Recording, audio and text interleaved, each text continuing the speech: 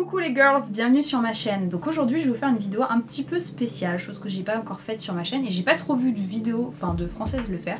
Donc je vais vous faire un point sur toutes les sorties make-up qui ont eu lieu là récemment ou qui vont avoir lieu. Dites-moi en commentaire si ça vous intéresse, peut-être que je pourrais vous le faire aussi sur le soin. Avant de commencer, si c'est pas déjà fait, je vous invite à vous abonner les girls. Merci, on est 300, on a dépassé les 300, donc merci beaucoup. N'hésitez pas à me faire des commentaires et à activer vos notifications. Je vous dis tout le temps ce que vous me dites, on voit pas, il faut activer les notifications. Bref, allez, on commence et on commence avec Urban Decay. Vous allez le voir dans cette présentation de marque, il y a beaucoup de palettes. Et à peu près tout dans le même type de couleur. Donc il y a pas mal de palettes qui ont vu la naissance chez Urban Decay. Il y a eu la Run to Go, il y a eu la Bad Talk, il y en a une qui est un petit peu bleue, qui est magnifique, que j'aimerais avoir, c'est la Beach quelque chose. Et là, la toute dernière s'appelle la palette Aphrodisiaque. C'est une mini, un petit format, comme la mini Hit, qui est magnifique, qui est dans les teintes prunes. Vous avez différents finis, c'est idéal pour vous déplacer en week-end, c'est compact, vous avez de quoi faire des looks simples, un petit peu plus travaillés, donc ça oui, je l'achèterai. Toujours dans le même esprit, on a de chez Natasha Denona qui nous sort une palette qui est la mini Lilac, donc qui s'inspire de la grosse palette Lilac que je pense acheter en grand format quand ça arrivera en France. Non, franchement je trouve qu'il y avait 5 teintes. Alors autant j'ai la mini Sunset que j'ai acheté et que je trouve très jolie, j'aime beaucoup la sélection des teintes. Mais ça je trouve ça compliqué de vous faire un look avec ça, il y a trop de couleurs sombres. Vous êtes obligé de piocher dans une autre palette pour pouvoir vous faire un look complet. Donc non, je trouve pas que ça vaut le coup. Par contre, ce qui vaut vraiment le coup, c'est que là c'est 25 $, je crois.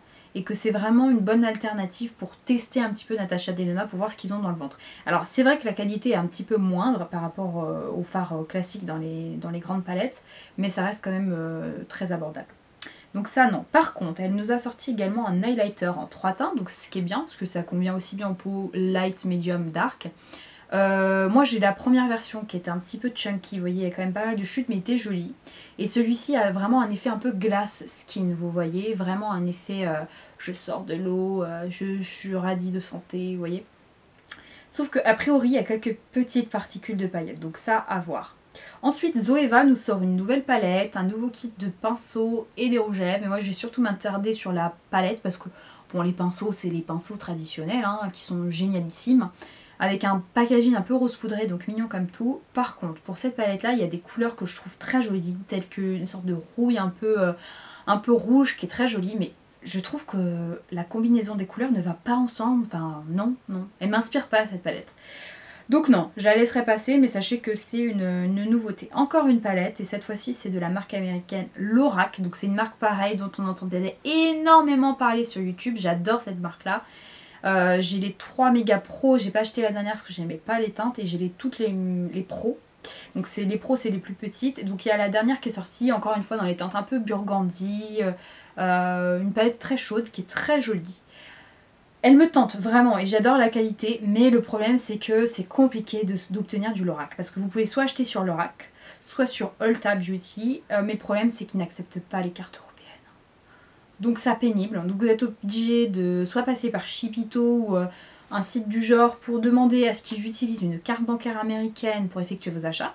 Donc vous tapez donc, le produit acheté normal, les frais de port, de potentiels frais de douane, de la potentielle casse et des frais supplémentaires pour le fait d'avoir utilisé une carte étrangère. Donc compliqué, ça me semble compliqué juste pour une palette. Par contre vous pouvez vous procurer sur le site de Nordstrom sans avoir à passer par Shipito pour l'utilisation d'une carte bancaire. Ils acceptent les cartes bancaires européennes. Donc bon, ça fait beaucoup de ici pour que je la prenne. Donc on verra. Ensuite, on a Becca qui nous sort un anti-cerne. Donc vous inquiétez pas, hein, si je baisse les yeux, c'est que je regarde mes petites notes. On a Becca qui nous sort un anti-cerne, donc c'est pas le premier. Hein. Le premier, je l'aime bien, mais je le trouvais pas suffisamment couvrant. J'adore le packaging qui fait un petit peu tube à essai, que je trouve trop cute. Donc ça, ce sont des anti-cernes qui sont plus couvrants. Il y a quand même pas mal de teintes. Donc ça, oui, ça me donne envie. Un autre anti-cerne qui me donne beaucoup envie, c'est le dernier de chez CoverFX. Alors moi j'ai déjà le traditionnel en tube si vous voulez en crème qui est pas mal. Mais c'est vrai que je préfère largement le format avec un petit embout mousse. Il a l'air super couvrant. Le fond de teint aussi de la gamme qui est sorti le mois précédent a fait un carton. Il est vraiment top à ce qu'il paraît. Donc voilà, donc ça m'intéresse également. Ensuite on a une collaboration encore une fois entre Colourpop et Kathleen Lights qui tourne autour du zodiaque, des signes astrologiques. Mettez-moi un petit pouce ou un petit commentaire si vous êtes des Capricornes, hein. J'aimerais bien voir qui est Capricorne comme moi. Donc la palette en soi, il y a des couleurs qui m'intéressent, d'autres qui m'intéressent beaucoup moins. En fait, je trouve que la combinaison des couleurs est bizarre. Après, je peux comprendre que quand on dit verso, ça vous fait penser à du bleu. Ok. Mais ouais, non, je trouve pas que ce soit ultra harmonieux. Par contre, vous avez des teintes qui sont divines. Et franchement, compte tenu du prix, je crois que c'est 18 ou 20 $. Je vais la prendre cette palette. Parce que j'adore certaines des teintes. J'adore la qualité des fards Colourpop. Je vous ai promis, et je continue à le dire, je vais vous faire une revue Colourpop. Mais j'attends de tester leur fond de teint. Enfin, les 2-3 produits, 2-3 nouveautés qui sont sortis pour vraiment vous faire un point de vue global sur la marque. Bref, donc la palette, je pense la prendre, vraiment, il y a des couleurs qui sont sublimes. Elle a également sorti 2 highlighters crème dans un packaging bleu.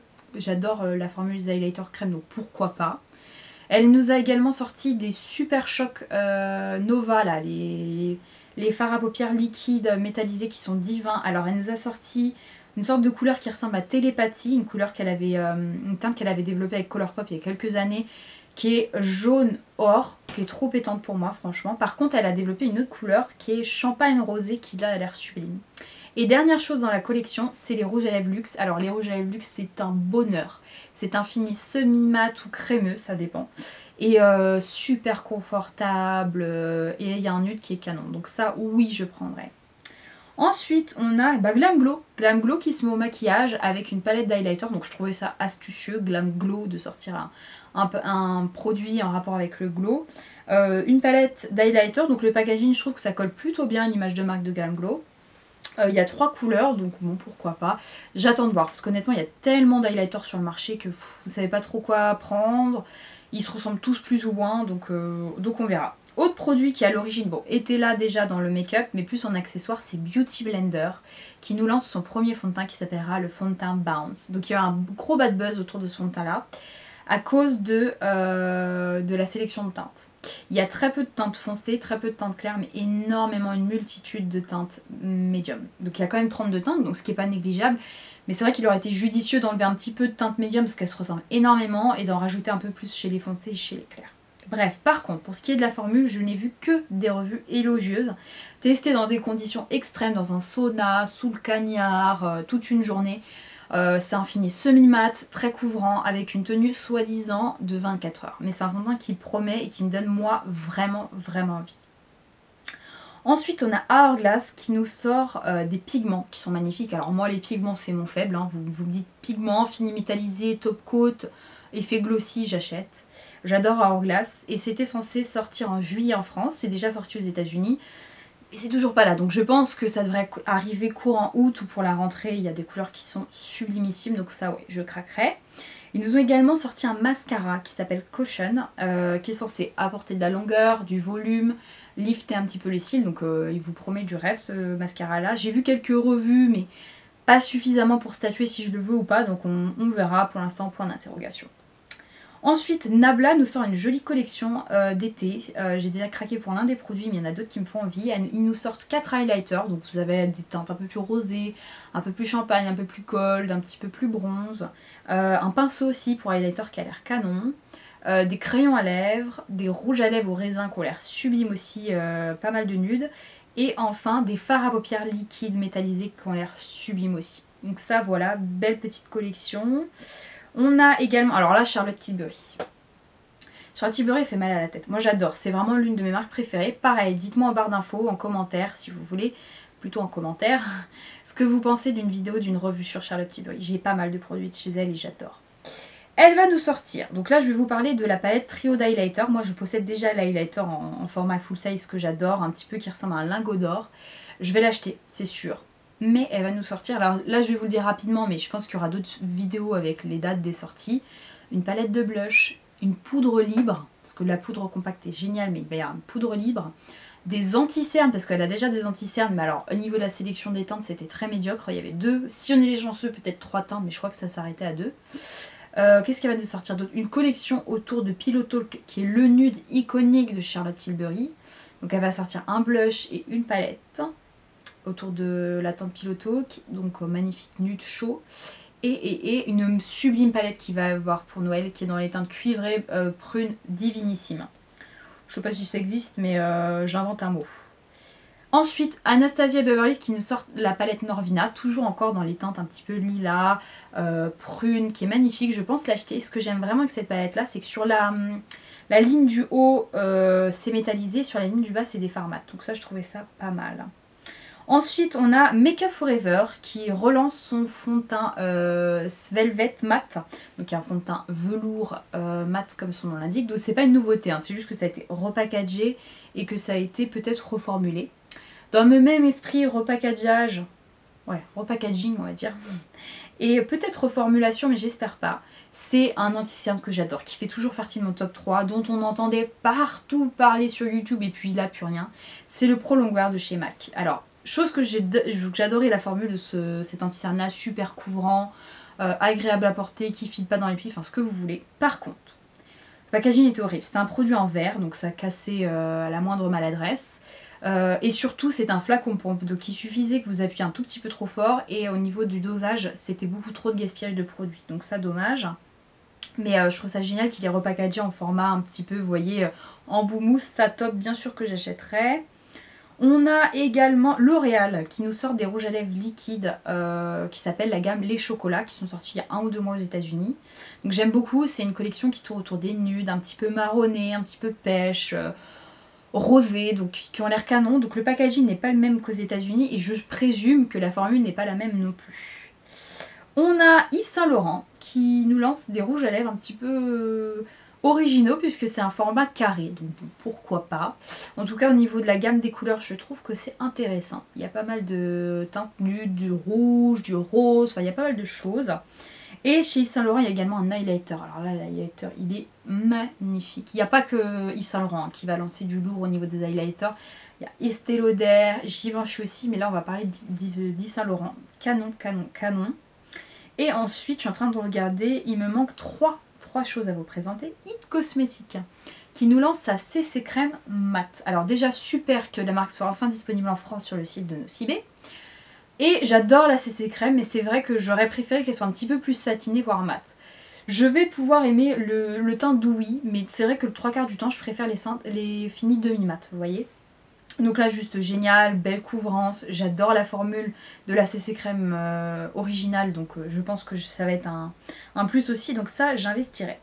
Ensuite, Laura Mercier nous sort une palette d'highlighter qui a l'air sublime. Alors moi, je vais passer mon tour parce que j'ai déjà pas mal d'highlighters de chez Laura Mercier que j'aime beaucoup, mais voilà, j'en ai trop. Puis je vous ai dit, les highlighters, c'est compliqué, ils se ressemblent tous plus ou moins. Par contre, il y a des blushs. Il y a des blushs qui vont sortir qui sont dans des teintes soit un petit peu pétantes, soit un peu plus nudes, rosées, pêche. Enfin, il y a un peu pour tous les goûts. J'ai les highlighters, les bronzers, le fond de teint, l'anti-âme, ce que vous voulez de chez Laura Mercier, mais je n'ai pas les blushs. Donc j'ai vraiment envie de découvrir ça. Ils ont l'air magnifiques. Il y a déjà les envois presse qui sont arrivés pour la France et la Belgique, donc je présume que ça devrait pas trop tarder chez nous. Et dernière collaboration, et pas des moindres, puisqu'il s'agit de la collaboration entre Dose of Color et Sarai. Alors il y a pas mal de choses qui m'intéressent. Il y a la palette où il y a 6 fards à paupières. Alors un peu cher, je trouve vraiment cher. 35 $, 6 fards à paupières. Bon, elle nous a déjà fait des palettes plus complètes qui étaient allez, peut-être 12 fards à paupières à 10 $ de plus. Donc je trouve ça un peu cher. Mais par contre la combinaison des couleurs est canon. Et j'adore la qualité de chez Dose of Color. Donc je pense que je les mettrai. Ensuite, autre produit de la collection, elle va nous sortir des rouges à lèvres liquides. Si je vous dis pas de bêtises, je crois qu'il y en a 3 ou 4. 3 pour sûr, mais moi bien sûr c'est le nude qui m'intéresse. Là c'est ce que je porte, hein. Je porte un rouge à lèvres Dose of Color, j'adore ces rouges à lèvres liquides là.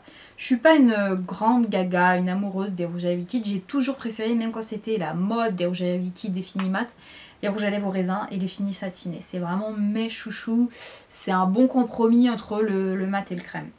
Donc ça, une merveille, c'est sûr que j'achèterai. Il y a aussi 2 glosses. Il y en a un qui est un petit peu plus gold et un qui est un petit peu plus rose nude. Le rose nude est magnifique, mais j'ai plein de glosses qui lui ressemblent, donc je suis pas sûre. Et pour terminer, 2 highlighters. J'ai tellement adoré l'highlighter Fuego en collaboration avec Daisy et Cathy que je pense que franchement je vais succomber pour la teinte la plus claire. Voilà les girls, donc j'espère que cette petite vidéo vous aura plu. N'hésitez pas à mettre vos commentaires, à me dire ce que vous en avez pensé, à me dire si la même version pour le soin vous intéresse. Je vous fais de gros bisous et je vous dis à bientôt dans ma prochaine vidéo.